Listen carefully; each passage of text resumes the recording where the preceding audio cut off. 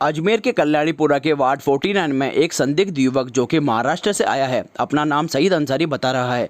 उसे तेज बुखार है और लगातार उल्टियां कर रहा है। क्षेत्र के पार्षद ने सीएमएचओ को मामले की पूरी सूचना दी। सीएमएचओ ने टीम भेजी जिसके पास जांच की सुविधा तक नहीं थी।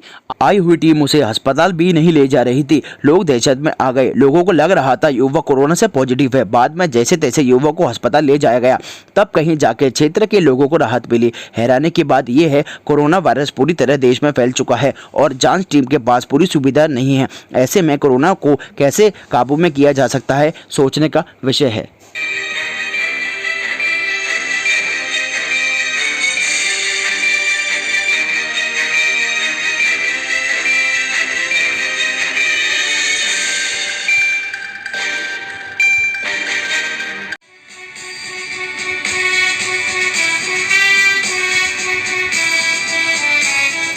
चैनल से जुड़े रहने के लिए सब्सक्राइब करें गांधी एक्सप्रेस न्यूज़ राजस्थान और बेल आइकन को प्रेस करें।